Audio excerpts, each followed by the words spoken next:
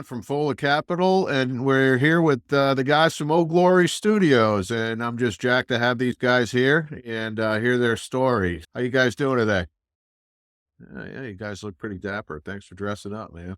Anyway, appreciate it, and let's get right to it. Let's start with you, Lewis. Tell me a little bit about yourself, and you're both veterans. I want to hear a little bit about that too. Tell me a little bit about your background and what led you to where you are today.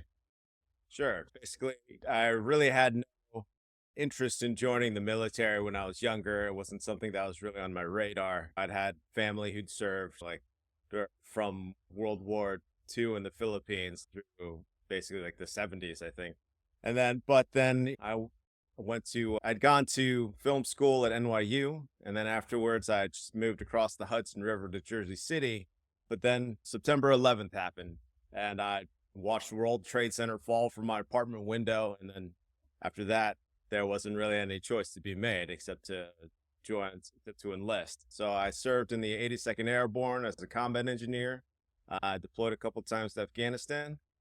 Then after I got out, I did get back into filmmaking and writing. It was a bit of a difficult transition because everyone else I'd been working with had basically moved on. Like their careers had continued for the last 3 years, while mine had been basically come to a dead stop, right? But then eventually a friend of mine saw reading up a play that I'd written about soldiers in Afghanistan, and he ended up asking me to join him writing for Ghost Recon Wildlands at Ubisoft. That's how I got into the game. That's cool. That's really cool.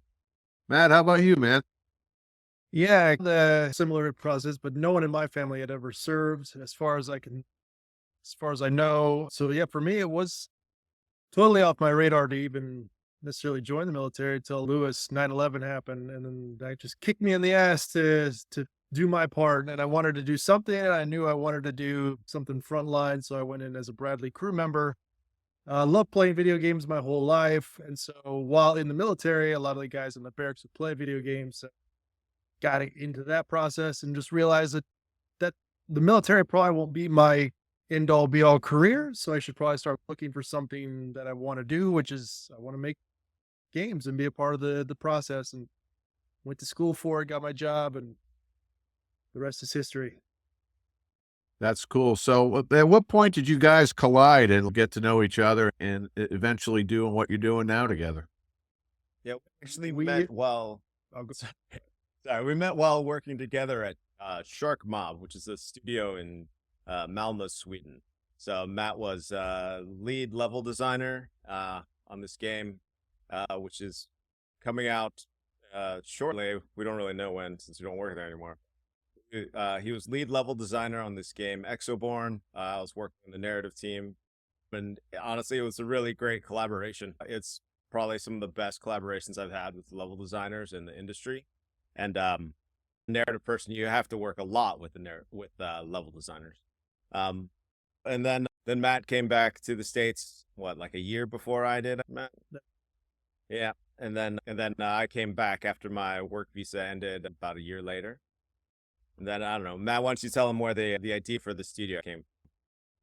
yeah, it's always been mucking around in my head ever since I'd say 2003 in the deserts of Iraq. Just had a lot of time on my hands, just driving from Kuwait City to Baghdad. So it's a long drive in a Bradley. Whenever you get free time, just bust out your notepad and pen and just start writing down, drawing ideas and stuff. And so from there, just spurred this idea.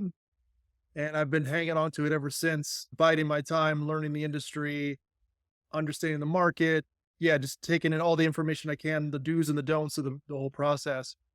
And it stood the test of time. And obviously it's been tweaked and balanced since then, but it was spawned literally in the middle of Iraq. And yeah, it's taken me a while to get here. 21 years. Yeah, slow down, Matt. Don't go so Yeah. fast. But anyway, how did you guys come together? So you worked together in this thing in Sweden, but That's right. this idea, I guess, sounded like it was born in your brain many years ago, Matt. What happened where you guys looked at each other and said, "Hey, we should develop this game"? Yeah. I'd already started throwing stuff on into the editor because I'd applied for a position at a pretty big AAA studio, and it was me and one other guy, and they went with the other guy And that really lit a fire under my ass. Like, why do I ask people for a job that I want when what I really want is to make my own game studio and to have my own independence? I was like, now's the time. Let's do it. Let's just take the leap of faith, and not even a leap of faith, like just leap. Like, I know I can do it. I'm not even blindly jumping into this. I just jumped in the editor and started making. Lewis contacted me one evening. He's like, "Hey man, back in the States, what are you up to?" I'm like, "Dude, this is what I'm up to. Going hard into this. Like, I can't stop. Like, this is a like nonstop. Even once the clock is over, like for work, like I'm right in the editor, doing it all till midnight, basically every day." And Yeah. hell yeah. So like Matt's passion for this project was like pretty obvious. We don't make business decisions just based on passion, right? Or like how much we like someone, right? But it was really clear also there was like a gap in the market which this game could really fill. Just we know from having worked in the game industry, there was this trend that was growing and growing where these games that used to be like accessible but still tried to be like have some kind of authenticity to it, something like Call of Duty for example, like they started becoming less and less authentic. Like you could play as Cheech Marin and like smoke weed in Call of Duty now, or you can play as like Snoop Nicki Dogg, Minaj. right? Yeah, exactly. But then on the other side of the spectrum, there are these games that are like pretty intense into like how detailed they want to get with in terms of the authenticity of the weapons. If it's that scope would never fit on that gun, you know what I mean? Or things like that. Like then people argue about those sort of things, or even details about uniforms, things like that, which is great for them, but it's also very niche and it's very hard for somebody to get into very casually. So basically this game where there's this space in games, which is where Matt and I basically started with. I worked on Ghost Recon, Matt worked in the Division. Well, there's this big gap now where people who want something that feels authentic, but it's still very easy to get into, it wasn't there anymore. So that's why basically I have experience in business from my film background. I've started production companies many times in the past. So it was very easy for me to just be like, all right, let's just start this. Yeah, cool. And I've heard you guys talk before on some other things I've been on with you. It would pique my interest, and it might make sense to ask it now. You talk about being, forgive me for using these words, you'll probably correct me, but it's more of a team first kind of game, right? Versus design for an individual, then you might loop into a team. I know I'm butchering that because you explain it better than I do, but can you touch on that for a few minutes? I think that's worth talking about. Yeah, for sure. It's the idea for me. It spurred from, again, my military career. Lewis was in the 82nd. I was in 3rd Infantry Division. It's a bunch of different teams, as you will, but one gathered together in one big team to do one big mission. And so for me, it was just like putting this together in the game space made so much sense. It just fit like a glove in the same way sports are team based, and the military is very team based as well. You need to rely on each other to accomplish a certain mission. And a lot of games do focus on, say, like the Special Forces, Delta Force, or the Green Berets or something, which is very high level. It's just the individual kind of running around by themselves. But our product here is mainly focused on, again, the company as a whole, the squad as a whole. How do you overcome and win the objective? Yeah, I think that's so cool because you guys know I'm a veteran too. We don't do anything in the real military alone. I don't, Exactly. there's no Rambos in the real military. Maybe there's a couple guys that think they were, but Yeah, I they think didn't that's last really, too long. yeah, they don't last long. But I think that's really cool. I think that adds to the authenticity, in my personal sure. opinion, and I think it's pretty cool you did that. Just trying to bring that Uh-oh. touch of the military culture into the game space. Yeah, absolutely. Are there a lot of F-bombs and stuff too, or is that? When you're on my So- team, there definitely is. Yeah. Yeah, there's definitely that. And my writing is known for having a few. But right now, it's not an integral part of the game. But at the same Yeah. time, it's like some games I've been on that are military themed games, some random person will come in and be like, you're not using the F word in this game at all. And then, of course, like the whole like authenticity team and nerd team is just like, are you serious? So, Yeah, I know. As you know, that could be brought to an art form in some people's militaries. absolutely. But that's just cool as hell. So in this, look, I'm no game industry expert at all, but I do know this, that there's a shitload of games being developed. So how do you guys like, you talked about that niche you're in and the team thing, but what other things do you think are special about what you guys are doing Really, you mentioned trends earlier, really that are in line with the trends you're seeing versus the way games have been designed and brought to market in the past. Yeah, take Yeah, it. well, yeah, part of it is definitely how we're structured as a business. Again, like I have background in film, specifically independent film. So we structured our business as an independent film studio would be, which would be just a producer and a director very often. And then everyone else that you get bring on is freelance. You don't hire Harrison Ford on a salary and give him a 401k. You know what I mean? And that's the same way with a lot of the crew people and like your composers and things like that. And then you would also be like in co-development with another studio with another company. Like you get your special effects done at another company. The way we're working right now, we're getting a lot of our art that will be done with a co-development partner. So for in many ways that mitigates a lot of risk. It definitely lowers our cost. So, and then with Matt's designs, it's a thing that it makes us much more nimble. So, for example, we got to our first playable prototype in 8 months, which I personally have never been on a game that has done that, even one at this scope.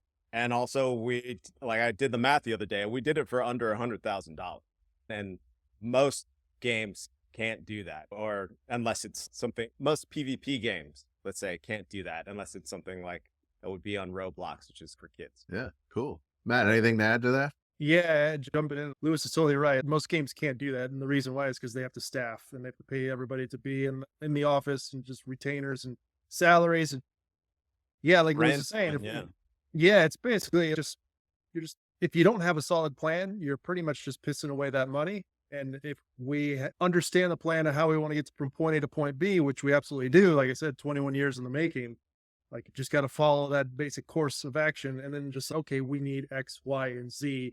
We can hire and contract X, Y, and Z. Once we're done, we don't need X, Y, and Z anymore. We move on to A, B, and C. So it's really a good process compared to all the other studios we've worked at. Yeah, it's just there's just so much waste and so much bloat in the AAA gaming space that I've seen that the studios that I've worked at. It's a lot of great talented people waiting for instructions, and if they're not doing anything, they're just eating up salary, eating up costs. Yeah. I think it's cool. You look at any industry, and it always the initial phases of any industry tend to be expensive and costly. And then as the industry matures, costs come driven down, driven through innovation and technology drives costs down.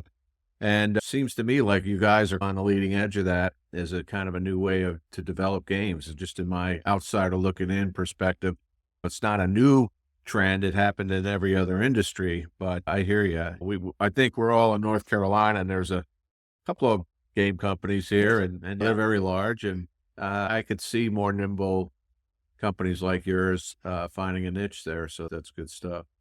Speaking of money, and we're raising capital right now, and that's how we're working together. So full disclosure, Fulla Capital's SEC registered broker dealer, and in that role, we're facilitating a capital raise for these guys to raise money to bring on people from the public that believe in what they're doing and want to contribute. So per the regulations, we're not going to get into the terms or anything, guys, but why did you choose regulation crowdfunding as a way to raise capital? Originally, we did start out pitching to angels investors, people in our own network. And they're all great people, but one of the downsides that we saw was that they didn't necessarily understand how the industry worked. And it's not surprising. A lot of people, like, though they enjoy the games, they don't understand how they're made. So there are certain things like the expectations for how long it would take to get to the product to market, and then what to expect when it actually did in terms of like costs and things like that. Going from there, like having learned about the different exemptions and things, working you, John, we figured out that this was probably going to be a good way to raise what's essentially a seed raise since we'd bootstrapped up to this point. So it'd be a great way to raise seed that would also be able to raise awareness for our studio and the products. Cool. Cool. Matt, anything to add to that? What was your own thinking that led you to come up with this Yeah, as a way to raise no, capital? yeah, Lewis and I talked about it. This Rig CF is great because it is a trend in, say, the gaming industry as a whole to crowdfund your projects. And but this is the knock on, I guess, the plus for this one is you're actually grabbing equity in the company too, which is unheard of in most game crowdfunding raises anyway. It's just like most game crowdfunding, you just throw some cash at it and hope that you're going to get some type of reward that they're going to create out of the deal. But this one, you'll get that and equity in the company, and so you're sharing the success. That was huge. Yeah, and I would add, as you guys know, coming from me, it's also a referendum on the game, the strategy, and you guys, right? I mean, off this being veterans here on this podcast, so you can invite in veterans who can empathize with your journeys from their own perspective as the way they served, right? And can appreciate you and some of the things that you're putting into the game. So that could be one swath of investors that are coming in, and then the others are, just game people that love games and love the way you're designing your game. So these are like two broad audiences that I'm guessing you're hoping to attract to join you on your journey in making this game happen. And if and when it's successful, that they share in some of that upside as well. That's crowdfunding 101 right there, man. And that's a lot different than going to those angels, those traditional investors, as you described, Lewis. Yeah. Would you characterize it that way? Do you have any color to add to that? So for us, one of the best things about this that we've been learning is just how many veterans really are gamers. Of course, we know it from our own personal experience, whether it's like playing like LAN games, like in the barracks or something, or playing in Afghanistan. But it's just the support that people have been given has been really great, and it's definitely for me personally, as like a writer for video games, one of my main things really has been trying to make sure that veterans and service people are represented well. So generally there are two stereotypes. They're either Captain America or they're the Punisher. And a lot of people I know try to be one or the other, but nobody really. We want to bring that human side. We want to really represent who we actually are as people, not like some idealized or vilified version of what military people are. And so I think a lot of veterans and service people can stand by that, and it's really one of our main missions is to honor veterans. Oh, that's cool. That's cool. Anything to add to that, Matt? No, absolutely. Yeah, I agree. All right. Hey, let's talk back to business again, right? Especially for potential investors. First of all, a little editorial note here. I'm in the business of raising capital, and that we use the word investors a lot, and certainly people are investors, but we've talked about this before, right? A lot of people don't view themselves as investors. And I just want to bring that up, right? But when you use the word supporters, a lot of people raise their hand and say they support certain causes or certain folks and stuff. So really what you're looking for first is supporters, right? And then some of those folks can choose to be investors. With that, I don't want to put words in your mouth, but is that basically what you guys are trying to do? Yeah, 100%. First of all, we want people to like the game. Like for us, like when you create a game, like one of the main things that you're also really trying to create is a community, and that's going to be the community around that game. And we'd love for a bunch of veterans who are also gamers to be part of that. So the game is called Victory's Grave Outflank. So it's already listed on Steam, which is a storefront for video games. But then, yes, if we can get your support to actually develop the game further, that would also be great. Yeah. With that as a point, as a foundation, can you talk a little bit about the business strategy? So let's call it seed round right now, a early round to get your game to the next level. And what does your long-term strategy look like if someone was about going to jump on the ship? What kind of expectations would you set around what plan A is right now in the long run? Sure. So our initial plan for releasing the game would be an early access release, which is basically like a beta release. And right now it's February 20, we're hoping to have it within a year. But to get there, in addition to the seed money that we're trying to get, we are planning on, part of our plan is to partner with a publisher, like a video game publisher. A lot of this, it's less about additional funding than it is just about expertise. There's a lot that goes into releasing a video game, like on the technical side as well as the marketing side. And Matt and I, we have like decades of experience in making games, and I've definitely taken part in marketing games, but trying to lead the kind of relationships that it already helps to already have to make sure the game gets into as many like hands around the world as possible. Like that's an expertise that we simply don't. Cool. Anything to add there, Matt? Yeah, maybe Yeah, the no, roadmap kind of stuff. Yeah. yeah, for sure. And then even after our initial release with Victory's Grab Outflank, there'd be like a narrative focused release as well, a tabletop RPG. Just we would continue to expand and develop not just the IP, but the studio and how we monetize these certain platforms as well. Got a very unique monetization platform set for Victory's Grave Outflank, and it's enough to sustain and go long term. This isn't just like most AAA studios are. They're pretty much like a movie release type situation. They'll release your big blockbuster and hope to get your cash back in one big lump sum, or a few months after the tickets have been sold. So we're not necessarily trying to be great, but it's not like our plan to go down the whole shoot for the big bucks right out the gate. This is a long term process for me. Like Lewis and I don't. This isn't just a pump and dump. We're here for the long run, for sure. Yeah, that's excellent. That's excellent. When you look at the industry much closer than I ever looked at it, what are some mistakes other game developers make, and what have you learned from that? What are you trying not to do? Yeah. From my own experience working on Ghost Recon Wildlands, that was my first experience. It's been almost, I think it's 9 years ago it came out or something. But when that game came out, and this is still very much the process for AAA games, or at least, sorry, it's the intention for AAA games. It's like they try to release a game that's all things to all people.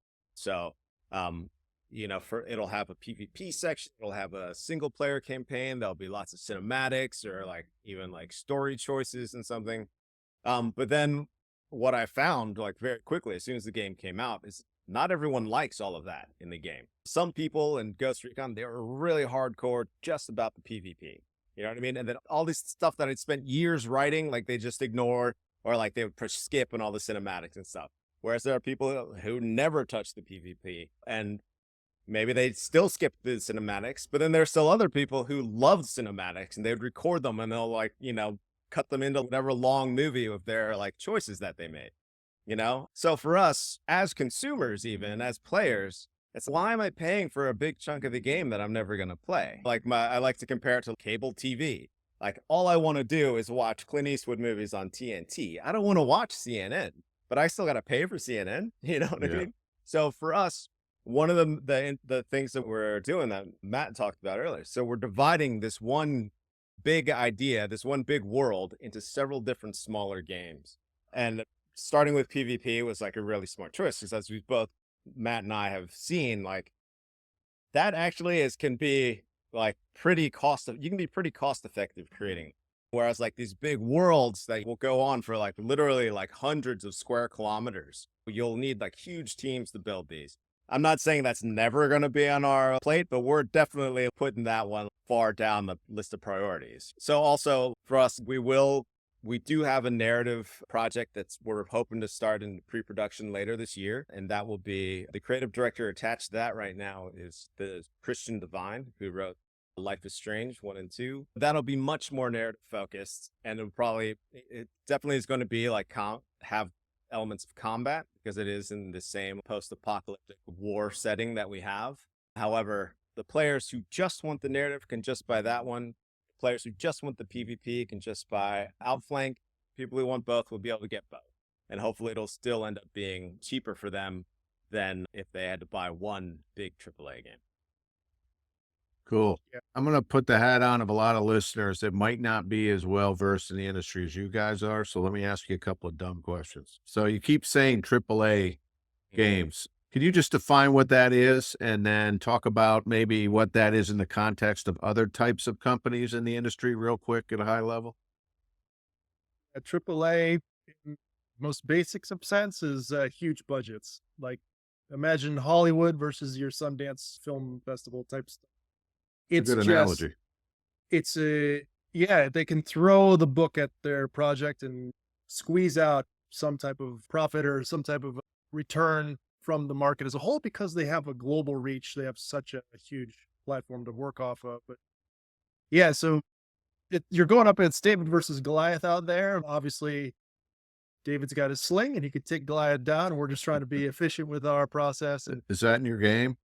yeah, The Just slings. kidding. it's one of Not, I don't know, maybe. one of the DLCs, one of the downloadable Yeah. contents you can get. No, but that's like the blockbuster, like the comparison to blockbuster movies is really key. Like, and also in terms of budgets, like sure. the budgets for AAA. So you guys are like the Shawshank Redemption of the gaming got it, industry or yeah. something. Maybe, yeah. But yeah, it's also just how blockbusters, they also try to reach all 4 quadrants of their marketing plan. And we know we're not going to do that with what we're doing. We're not trying to. Yeah, that's cool. All right, now that you've defined that, so talk about how do game developers like you make money? What's your plan to bring in revenue? What does that look like? Yeah, sure. At the end of the day, it is selling the game. So like I said, it's listed on Steam. So we would sell it through these third-party storefronts often, and we probably will want to have our own storefront as well. But again, we want to work with the publisher to make sure we're doing this properly. But then, so it's really number of sales. And I don't know, Matt, if you want to get into the league and like the kind of the roadmap for just Outflank, maybe. Absolutely. So with Outflank, the really unique model for this one is while we use these digital distribution platforms like Steam, Uplay, Epic Game Services and stuff, like they'll take a cut, but they take a cut off your sales for that particular title. It's like I use the analogy, it's going to the store and buying a football. It's going to cost you something to buy that football. If you go into that particular store and Dick's Sporting Goods or whatever will take their cut.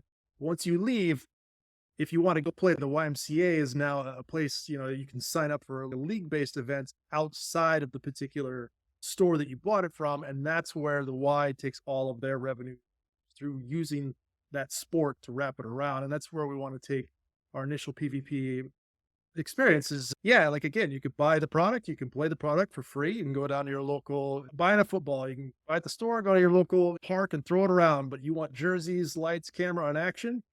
That's where we come in, and we want to really centralize the community, get people engaged, keep them engaged all the time with this really fun product with everybody involved. And I think that's the difference between us and AAA. AAA tries to get you at the gate. They'll sell you like a game for $80 to $120, depending on what the package is and the content that you get. But for us, 20, 25, 30, whatever it would cost. And then from there, we keep you going with this league service over time and keep you engaged and keep you keep your ass in your seat. That's the whole point. Yeah, there are actually obviously there are a lot of other PvP games that are out there, team-based PvP games even. That's right. However, they really don't have a lot of the kind of team-focused features that we're planning on putting in. Yeah, just an in-game league, like a lot of these games do not have that. Absolutely. Yeah, we're in talks with the esports. What would you say, like a representative or something, Lewis, we'd call him? He's all about this too. He totally sees that a lot of games, you have to go to secondary applications outside of your product to get access to this type of experience. And he's been dying. He thinks there's totally a corner of this market that needs to be done where if you build it within your own platform, you've literally centralized everyone into one space. You keep your community together. And I think that's what a lot of games, they fall short. They fracture their community. They'll release Call of Duty 1, but then Call of Duty 2 comes out and there's still people playing Call of Duty 1, and then half the community goes to 2, and it just splinters and shatters the whole community into different parts. And so we want to keep everybody centralized. That's very cool. So you keep saying PvP, that's player versus player, right? Player versus player. Yeah. Just So ours to be is like the acronym police here. Yeah. Yeah. But our game the league will be focused on team versus team.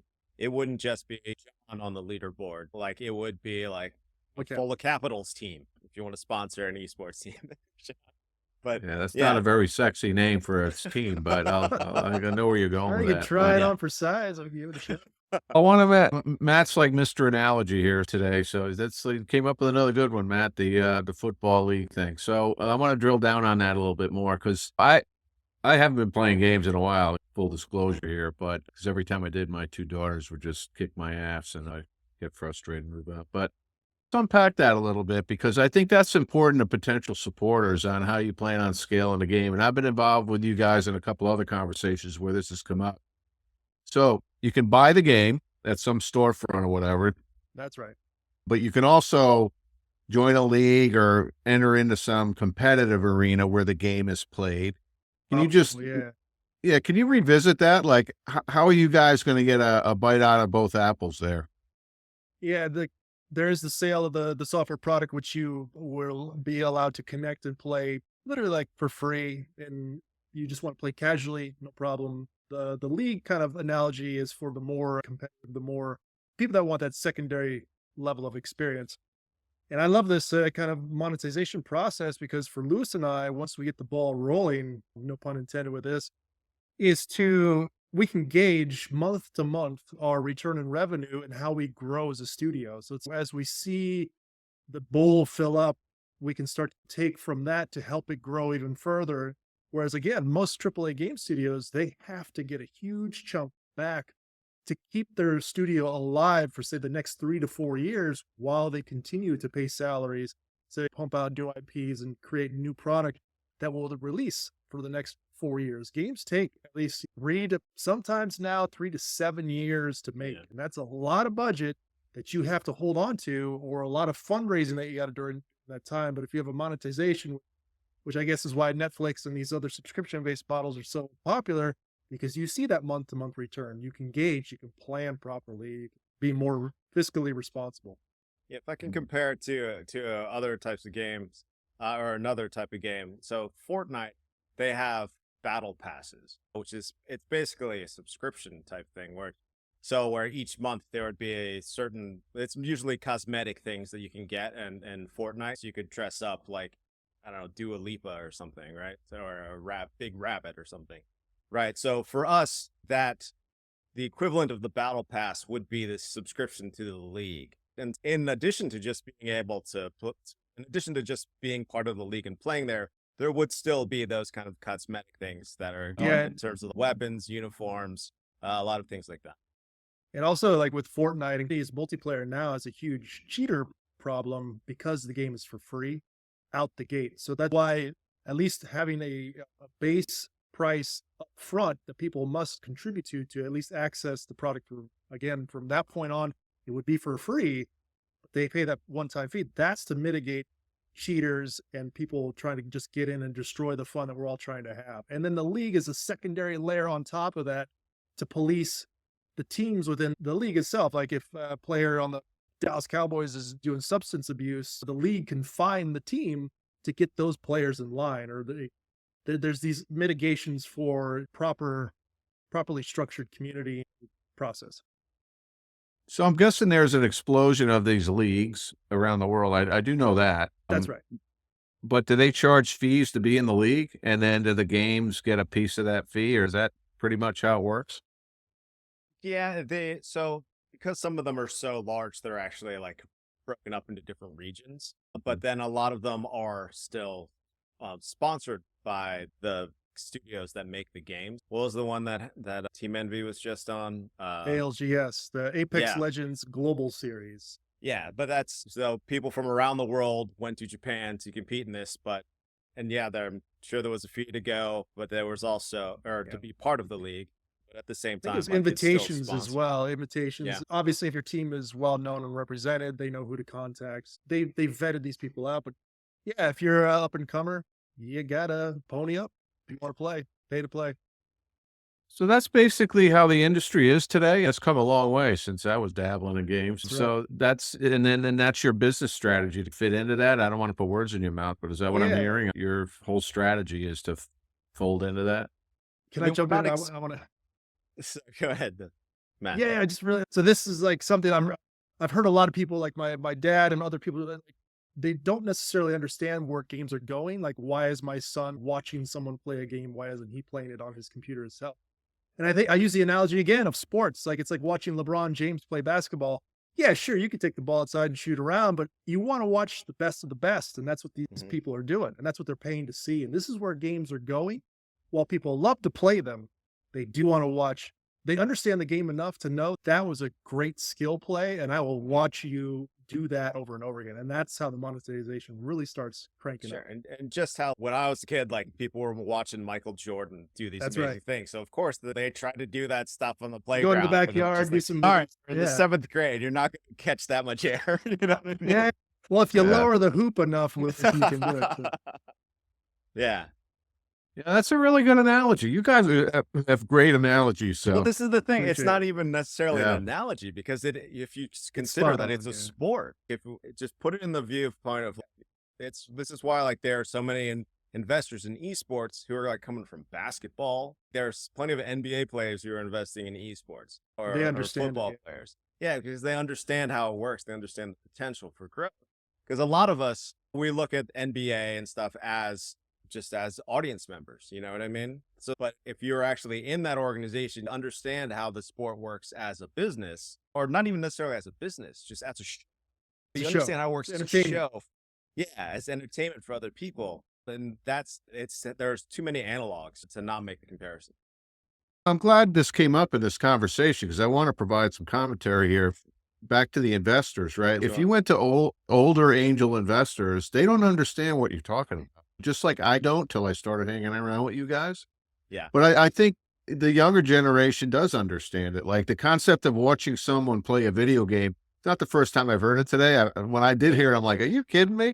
But when you put it in the perspective of watching Michael Jordan or LeBron James, I get it now, right? That just that comparison. Yeah. Oh, of course. Yeah. So if I am a younger person and I'm growing up around this environment, I totally get what you guys are doing, right? In terms of supporters and investors, I think you guys are spot on by taking the approach you are because those people are the ones that are going to get it. Hence, they see the value of it. Hence, they might want to go along for the ride as an investor. I just strung that together because I never realized that before till just now talking to you guys. That is actually a pretty rational way to think about it. Do you agree or do you have your own perspective on that? No, 100%. You nailed it. Yeah, that's great.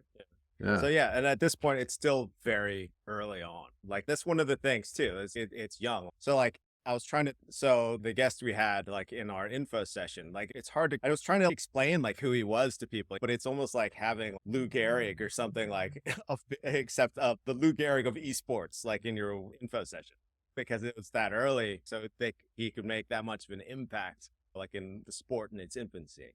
The Joe Yeah, Gibbs of yeah. esports. Yeah. Are you talking about that guy that was on our webinar? Yeah, Hasco. Yeah. Mike. Astro, yeah, Mike. Yeah, just so listeners know, we have done a formal webinar on this same topic, which is available if you go to Old Glory Studios in Folla Capital. You can find it, and we'll help you find it. But that was very informative for me as well. But I think you guys are on the right glide path here. If you're gonna get support from a large number of people that understand that strategy and are excited about the game design and your military backgrounds that are feeding into it, especially particularly among the veteran community.